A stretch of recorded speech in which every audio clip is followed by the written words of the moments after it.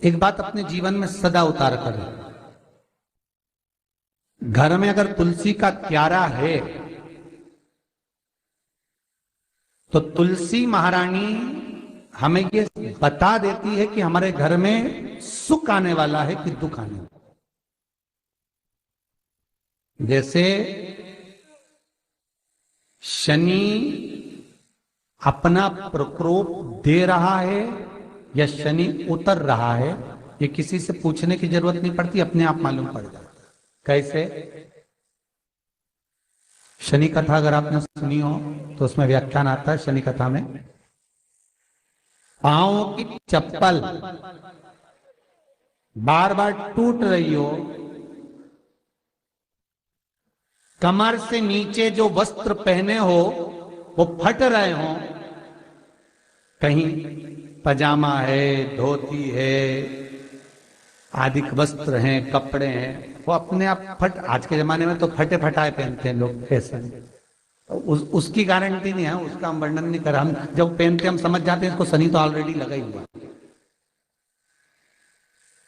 जब उनका घुटना घुटनी सब फटा हुआ दिखता है तो उसमें लग जाता है कि शनि पहले से लग गया बापड़ा, उनके पहने से तो मालूम पड़े। शनि का नियम है, शनि कथा कहती है पांव की चप्पल बार बार टूट रही हो, घिस गई हो, बद्दी टूट रही हो, कुछ कर रही हो, और अगर कमर से नीचे जो वस्त्र पहने हो वो अपने आप फट रहे हो,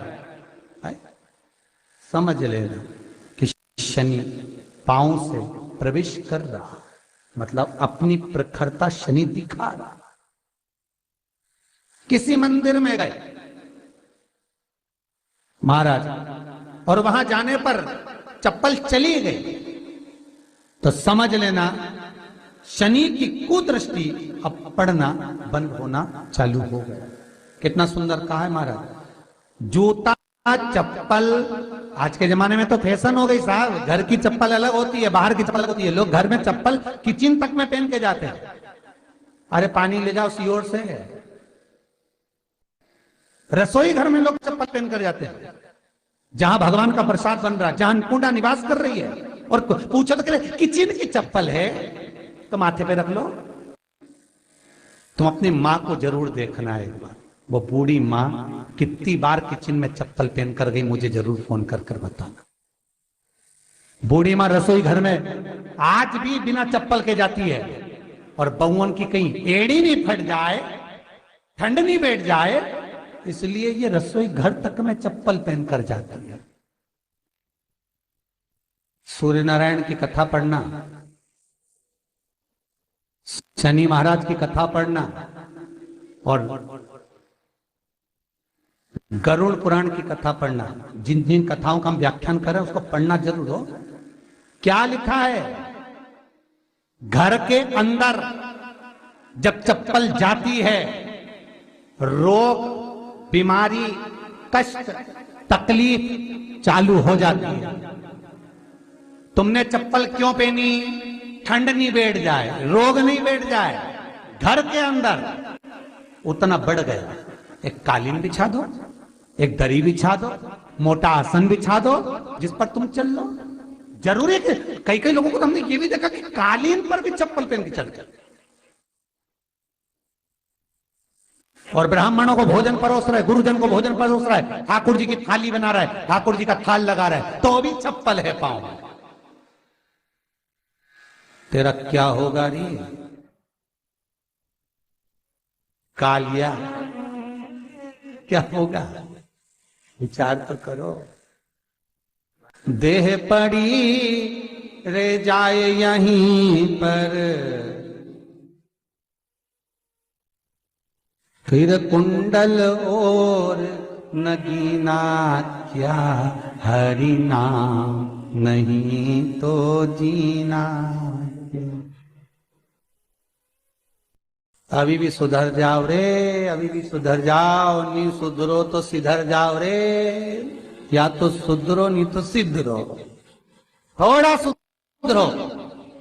रसोई घर में अन्नपूर्णा रहती है, रसोई घर में शिव महापुराण की कथा कहती है जब भगवान शंकर को मां जगत जननी भोजन करा रही थी, शंकर जी ने वर मांगा था अन्नपूर्णा का, ए अन्नपूर्णे, तुम मेरे घर के बच्चों का भरण पोषण कर रही है। इस मृत्यु लोक में जितने मनुष्य जन्म लेते हैं ये मेरे पुत्र कहलाते हैं।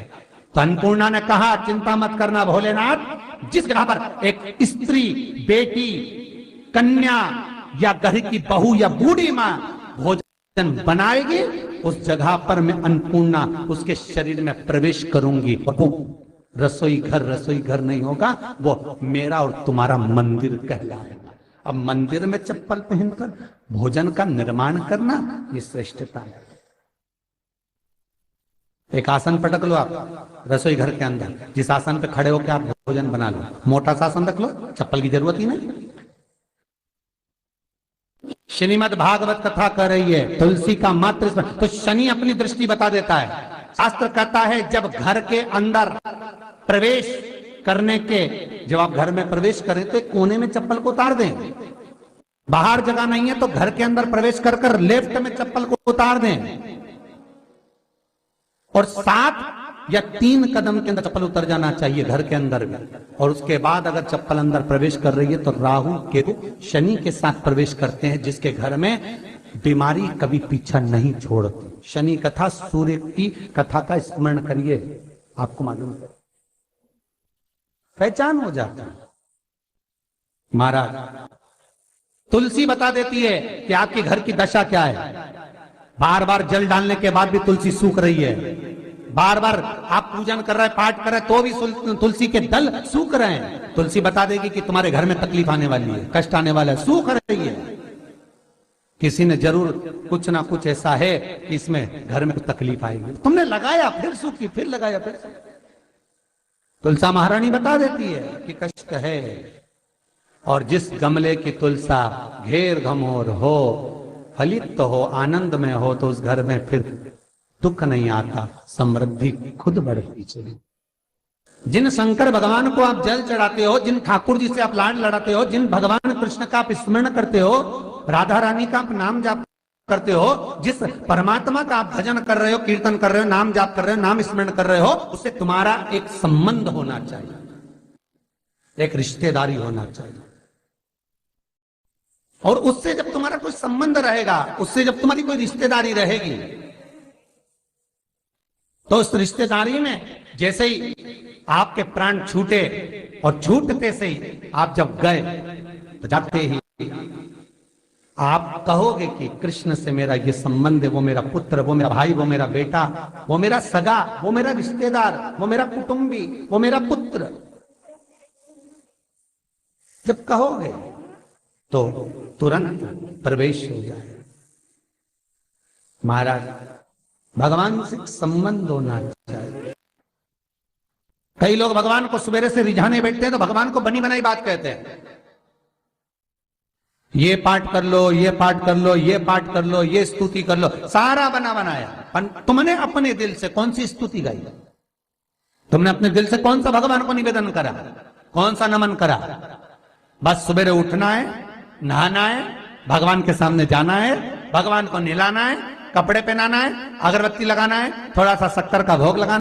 इतने सारे देवी देवता, शंकर जी, राम जी, गणेश जी, सारे देवता, और 2 खुरमा लेके आए, 1 बालूशाही लेके, 2 मठरी लेकर आ गए, 1 मठरी लेकर आ गए, और भगवान को इतनी सी कटोरी में रख दिया। अब बोले, कई लोगों से पूछा, इतनी सी कटोरी में 1 मठरी, 1 खुरमा, और रोज मठरी खुरमा एक साथ नहीं रखती, वो तो आज दिन मठरी का भोग लगा दिया, कल खुरमे का लगाएगी, परसों गुजिया का, परसों पपड़िया का, कोई डब्बे में भरे भराए रखे, रख दिया। और 1 लड्डू रोज लगा देगी, इतना बड़ा। तो पूछा, इतना सा लड्डू और इतने सारे भगवान कैसे खाते होंगे? तो क्या भाव से। तो हमने कहा, तुम भगवान को क्यों?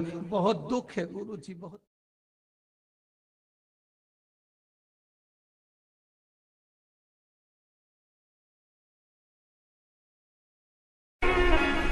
क्या केवल सुबह का समय, शाम का समय मंदिर जाने का होता है? इसके सिवाय हम मंदिर नहीं जा सकते?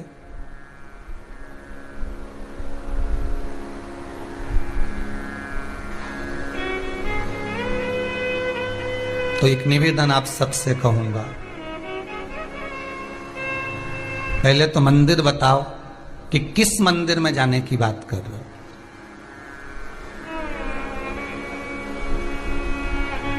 आप कौन से देवता के मंदिर में जाने की बात कर रहे हो।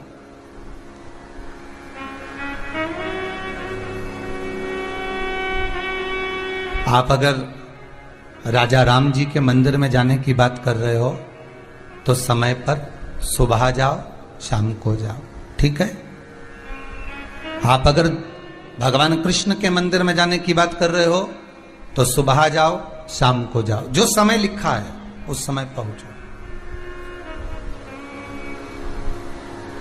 आप दत्त भगवान के मंदिर में जाने की बात कर रहे हो तो सुबह जाओ, शाम को जाओ। आप गणेश जी के मंदिर में जाने की बात कर रहे हो तो सुबह जाओ, शाम को जाओ, मना नहीं। आप जितने भी देवता हैं, बहुत ध्यान से सुनिएगा, आस्था चैनल के जितने श्रोता भाई बहन कथा सुन रहे हैं, बहुत ध्यान से सुनिएगा महाराज, बहुत अच्छी कथा, बहुत सुंदर प्रश्न है कि मंदिर क्या हम सवेरे और शाम को ही जा सकते हैं। तो आपसे निवेदन है, जिस बेटे ने ये प्रश्न करा है, आजकल के जो नवयुवक बच्चे हैं बहुत अच्छे प्रश्न करते हैं, ऐसा नहीं है, अगर सही उनको जवाब मिलना भी चाहिए। आप अगर गणेश जी के मंदिर जा रहे हो, राम जी के मंदिर जा रहे हो, आप कृष्ण के मंदिर जा रहे हो, आप दत्त भगवान के मंदिर जा रहे हो, आप किसी अन्य देवता के मंदिर जा रहे हो तो सुबह और शाम जाइए।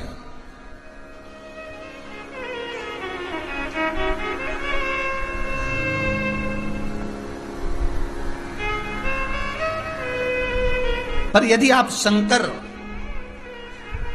और जगतजननी जगदम्बा के मंदिर में, दुर्गा के मंदिर में, भवानी के मंदिर में अगर जा रहे हो तो कोई समय नहीं है। क्यों? क्योंकि मां और बाप के रूम में बेटा कभी भी जा सकता है। माता और पिता तो बाहें पसारे खड़े हैं।